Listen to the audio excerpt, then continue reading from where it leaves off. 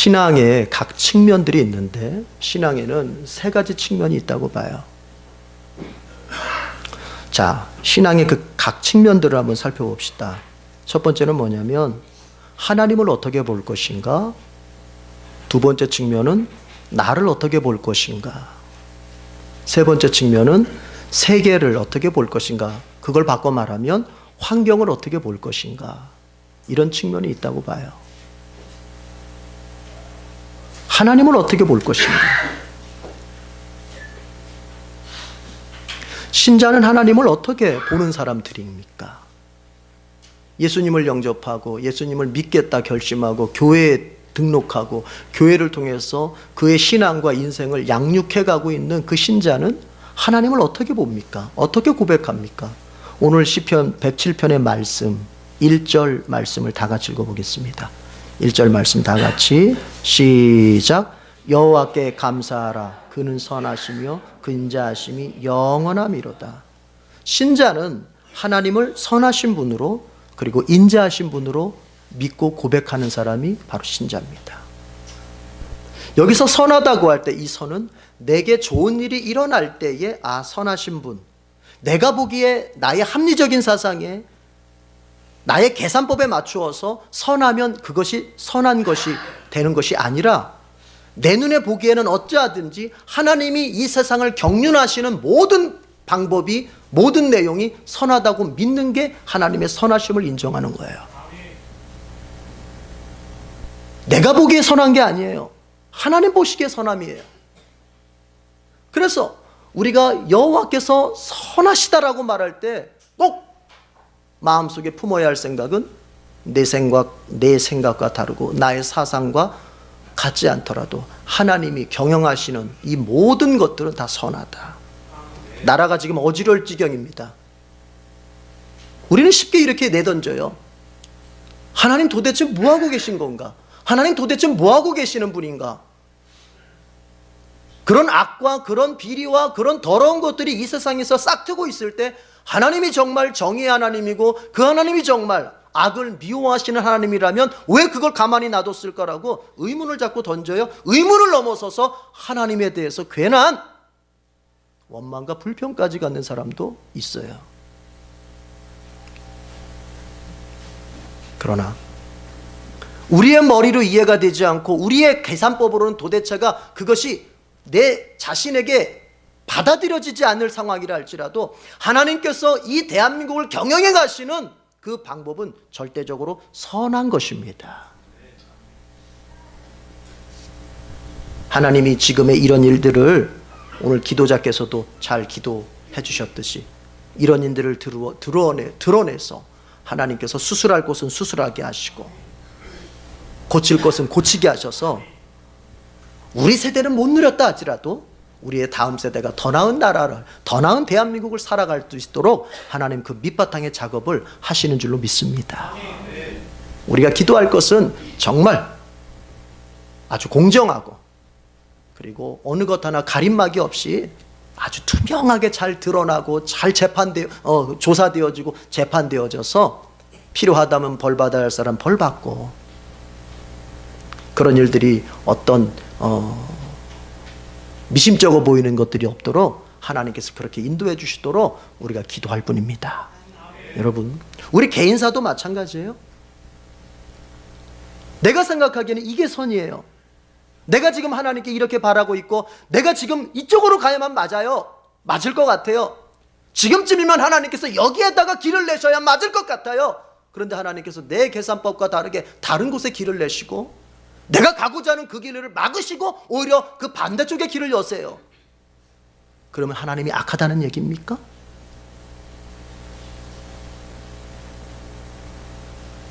그럼에도 불구하고 하나님은 선하시다. 그게 믿음의 사람들이 살아가는 삶의 처세예요. 오늘 시편에 이 107편을 쓴 시인은 그렇게 고백합니다. 그는 선하시며 이것은 어떤 상황 속에서도 하나님의 선은 바뀌지 않는 그런 선을 말하는 거예요. 우리가 생각해 보면 그래요. 내가 지난날 좀 더 나은 부모님 밑에서 태어나고 내가 좀 더 나은 환경에서 태어났더라면 하나님께서 정말 나를 더 크게 쓰실 수 있는 그런 내가 인물이 될 수도 있었을 텐데, 그래서 하나님 앞에 섭섭하고 왜 하나님께서 나를 그렇게 태어나게 하시고 그렇게 나를 인도하셨는지 섭섭해요. 여러분, 그것은 하나님의 선을 부정하는 것입니다.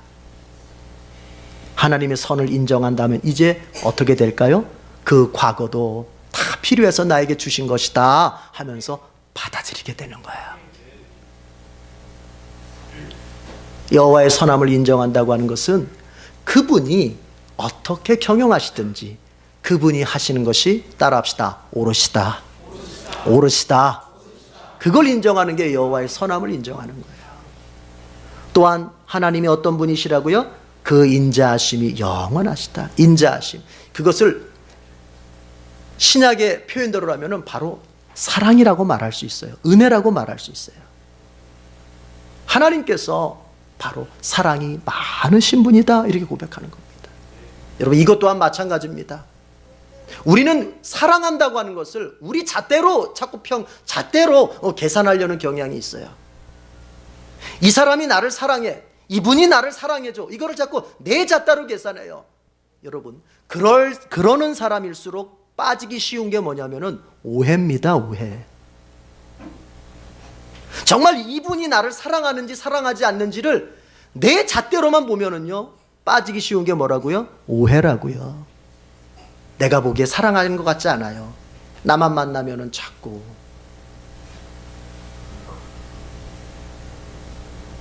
내가 원하는 것을 해주기보다는 내가 가야 할 길을 더 제시해요. 그러면 자꾸 내 마음속에 부담이 생기고, 이건 사랑 아닌 것 같다, 이렇게 생각해요. 여러분, 사랑한다고 하는 것은 그에게 진리를 주는 것이고, 사랑한다고 하는 것은 그가 다시 힘을 낼 수 있도록 그에게 힘을 주는 것입니다. 그런데 그 방법이라고 하는 것은 때로는 대상마다 다르고 환경마다 다른 거예요. 제가 군 생활하면서 이렇게 후배들을 이끌어 볼 때가 있어요. 그럼 제가 거기서 깨달은 게 뭐냐면은, 여러분, 가르침이라고 하는 거, 누군가를 대해준다고 하는 거, 지금 우리식대로 표현한다면 사랑해준다고 하는 거, 여러분, 그거 대상마다 다르고 상황마다 다르더라고요. 어떤 친구한테는 정말 부드럽고 따뜻하게 말해줌으로써 더 잘할 친구가 있어요. 그 친구한테 그렇게 해주면 돼요. 힘내라, 너 할 수 있어. 네 애인이 지금 너를 지켜본다고 생각해. 뛰어내릴 수 있어. 이렇게 말해줄 수 있어요. 그러나 어떤 경우는 따뜻한 말로 해서는 안 돼요. 오히려 따뜻한 말 해주면요, 그거 이용해가지고 뺀질뺀질하고 그거 이용해가지고 뭐 핑계대면서 이래요. 그럴 땐 다른 거 필요 없어요. 한 대 그냥 뒤에 말은 안 합니다. 한 대 그냥 하면 돼요. 그럼 바로 행동이 옮겨집니다. 하나님이 우리를 다루시는 방법이 그래요. 우리에게 따뜻한 말이 필요하다면 하나님이 따뜻한 말씀을 주실 것입니다. 그러나 내가 하나님께서 나에게 따뜻한 말로 해줘서는 백날 내 자신이 변화되지 않고 오히려 그거 빙자해가지고 계속 타락된 삶을 살 수밖에 없다면, 하나님께서는 따뜻한 말이 아니라 그 뿌리는 사랑으로서 같은 것이겠지만 그 표현은 회초리가 될 수도 있습니다.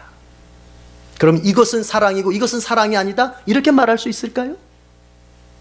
아니요. 둘 다 사랑이에요. 둘 다 사랑. 그것을 깨달은 사람이 이렇게 고백할 수 있는 거예요. 여호와는 인자하신 분이다. 한 해 동안 하나님으로부터 사랑을 많이 받았습니다. 때로는 그 사랑이 나를 아프게 하는 사랑이었을 수도 있습니다. 그럼에도 불구하고 우리는 오늘 추수감사를 보내면서 하나님 정말 나를 사랑해 주셔서 감사합니다. 하나님을 어떻게 볼 것인가, 이게 중요해요. 그분이 선하시고 인자하신 분이다. 자, 좋습니다. 여러분, 두 번째, 나를 어떻게 볼 것인가. 나를 어떻게 볼 것인가. 이것을 좀 더 넓혀서 말한다면 하나님과 관계에서 나를 어떻게 볼 것인가. 여러분, 우리 그리스도인들이 자신을 어떻게 봐야 될까요? 두 단계가 있는 거예요. 그리스도인들이 자기를 보는 눈은 두 단계가 있어요. 자, 이렇게 말할 때가 있을 겁니다. 자기 자신을 부인해라, 자기 자신을 거부해라, 이런 말을 들을 때가 있을 거예요. 또 어떤 때는 그러면서도 이렇게 얘기해요. 목사님들이 자기 자신을 사랑하는 것이 그것이 하나님의 뜻이다. 자기 자신을 사랑하지 않고 어떻게 이웃을 사랑할 수, 이렇게 되게요. 그래서 성도들이 헷갈려요. 이게 도대체 사랑하라는 건지 사랑을 하지 말라고 하는 건지. 그런데 거기에는 더 자세한 설명이 없이 그 말을 해서 그런 거예요. 여러분, 우리가 부인하고 거부하고 미워해야 될 내 자신은 어떤 자신입니까? 중생하기 전, 예수 믿기 전에 내가 중심되어서 살았던 나를 말하는 거예요. 그건 거부해야 돼요. 그건 미워해야 돼요. 철저하게 그거는 내가 외면해야 돼요. 그러나 이제 자신을 사랑하십시오, 자신을 인정하십시오 라고 말할 때 그것은 뭐예요? 이제 예수님 안에 있는 나는 내가 사랑해야 되는 거예요. 예수님을 영접해서 새로워진 나는 사랑해야 되는 거예요. 자, 자신을 어떻게 볼 것인가? 여러분, 우리는 그리스도 안에서 하나님과 화목하게 된 사람들입니다. 교회는 다른 게 아니에요. 교회는 건물이 아니죠. 교회는 어떤 시스템, 제도가 아니죠. 교회는 사람이죠.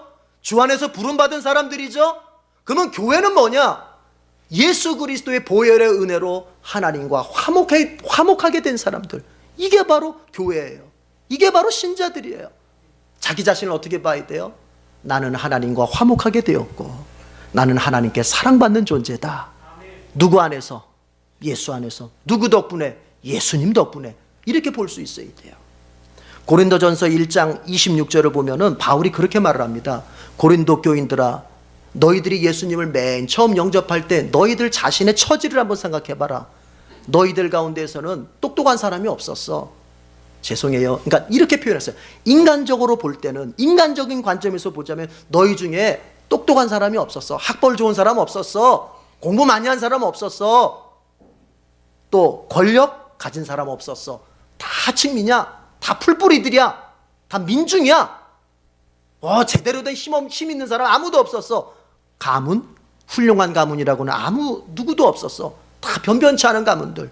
옛날 족보 좀 떼면은 다 그렇고 그런 가문들. 고린도 교인들이 그랬어요. 예수님 영접했던 사람들이 다 하나같이 세상 말로 말하면 별 볼 일 없는 사람들이었어요. 그러나 바울이 뭐라고 말합니까? 그 고린도전서 1장 30절에서 그러나 너희들은 하나님의 자녀로서 그리스도 예수 안에 있다, 이렇게 얘기합니다. 세상적인 관점으로 보자면, 인간적인 관점으로 보자면 훌륭한 인격도 없고 훌륭한 실력도 없고 대단한 배경도 없고 가문도 없는 너희들이지만 너희들이 예수 안에서 하나님의 자녀가 되었다는 거예요. 그러므로 이제는 자기 자신을 어떻게 보라는 것입니까? 자기 자신을 이제 어떻게 볼 거냐를 결정을 해야 돼요. 나는 예수 안에서 하나님의 자녀가 되었다. 나는 예수 안에서 하나님의 거룩한 자녀가 되었다. 이렇게 볼 수 있어야 돼요. 그런데 이걸 우리가 생각해야 됩니다. 바울이 왜 이 말을 했는지를 이해를 해야 돼요. 당시 고린도 교회는 싸우고 지지고 볶고 하면서 서로 아주 난리를 폈어요. 교회가. 네가 잘났냐? 내가 잘났냐? 네가 먼저 교회 나왔어? 내가 먼저 교회 나왔어? 네 은사가 더 세? 내 은사가 더 세? 너 교회 직분이 뭐야? 너 바울한테 배웠어? 나 베드로한테 배웠어? 하면서 너도 나도 자기 자신을 자랑하면서 자기 자신을 내세우면서 막 싸우고 있단 말이에요. 그런 배경하에 바울이 이런 얘기하는 거예요. 왜 그 얘기를 했을까요? 여러분, 왜 그들이 그렇게 싸울까요? 왜 그들이 나는 바울파다, 너는 베드로파다, 너는 그리스도파다 하면서 왜 싸울까요? 여러분, 자기 자신을 내세우는 사람들의 특징이 있어요. 그들은 열등의식이 강한 사람들입니다. 자기 것을 고집하는 사람들이 있어요. 그 사람들은 사실은 밑바닥에 열등의식이 굉장히 강한 사람들이에요. 잘 삐지는 사람들이 있어요. 잘 삐지는 사람들 다른 거 아니에요. 열등의식이 굉장히 강한 거예요. 그러니까 싸우는 거예요. 야, 지독히도 못난 난데 내가 어느 날 기도해서 성령께서 나에게 어떤 은사 하나 주셨어. 그거 가지고 이제 자기를 막 내세우는 거예요. 내가 니들 위에 서야 되고 내가 니들보다. 제가 개척하면서 우리 교인들에게 간절히 부탁했던 게 뭔지 아세요? 누구든지 교회 안에서 영적으로 지배하려고 들면 안 된다 했어요. 은사 좀 체험했다고, 기도 좀 했다고, 교회 좀 먼저 다녔다고, 누군가가 누군가를 지배하는 관계는 교회의 관계가 아니에요. 그런데 지배하려고 드는 사람들의 그 특징이 뭔지 아세요? 따라합시다. 열등의식이 너무나 강하다. 열등의식이 너무 강하면 자꾸 남 위에 군림하려고 들어요. 남을 지배하려고 들어요. 자꾸 자기를 알아달라고 자꾸 이렇게 막 내세우게 돼 있어요. 지금 바울이 그런 얘기하는 거예요. 너희들의 아는 것도 변변치 않고 가문도 변변치 않고 사회적인 어떤 영향력이나 권력도 변변치 않다 보니까 너희들이 자꾸 교회 안에 와서는 서로 알아달라고 자기 거를 자꾸 내세우는데, 이제 너희들이 너희 자신을 어떻게 봐야 된다? 아니다. 다 거룩한 하나님의 자녀다. 세상 것을 내세워서 내가 아니라 이미 예수 안에서 내가 거룩하게 된 나로서 나를 볼 때 이제는 내가 내 것을 가지고 주장할 필요 없어요. 아니, 내가 하나님 안에서 이미 인정받는 자녀 됐으면 됐죠. 뭘 그렇게 내세울 게 있겠어요. 여러분, 우리 교회 안에서 마찬가지입니다. 자기 자신을 한번 살펴봐요. 저도 살펴볼 테니까. 자꾸 내가 내 자신을 자꾸 자랑하고 싶어져요?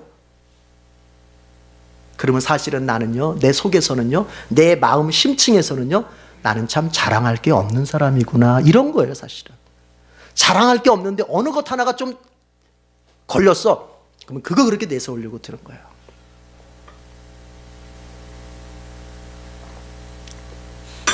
그러고 내세워요. 내가 남자들 보면서 우리 교회는 말고요, 밖에서 참 한심스러운 것 중에 하나가 뭐냐면은 오죽 내세울 게 없으면요, 나 어느 군대 나왔다 이거 자랑하고 있어. 너무 내세울 게 없으니까 나 어느 군대 나왔다, 그게 뭐 어쨌다는 거예요. 아휴, 한심스러운 거예요. 그거는 자랑할 게 없는 것일수록 뭔가 하나 좀 잘 된 게 있으면 그거 가지고 그렇게 하고 싶어. 근데 바울이 그렇게 말하는 것입니다. 야, 너희들 그렇게 서로 자랑하는데 니들 처지를 보라는 거예요. 원래 너희들은 자랑할 거 아무것도 없었던 애들인데, 사람들인데, 그런데 예수님 안에서 그저 은혜로 하나님 자녀 된 건데 뭘 그렇게 남보다 잘났다고 자꾸 그렇게 남 위에 군림하려고 그렇게 드느냔 말이에요. 이런 일이 왜 벌어졌어요? 하나님과 관계 안에서 나를 어떻게 볼 것이냐에 대해서 실패했기 때문이라는 것입니다. 여러분, 우리는 뭔가를 가져서 하나님 자녀 된 게 아니에요. 우리는 뭔가 가져서 위대한 게 아니에요. 우리는 뭔가 남들보다 스펙을 더 쌓아올렸기 때문에 위대한 게 아니에요. 우리의 구주 되시는 그리스도 안에서 그분이 나의 허물을 덮어주시고 하나님 앞에 받아들여지도록 역사해 주셨기 때문에 우리가 위대하고 우리가 자랑스럽고 우리 자신이 사랑스러운 거예요.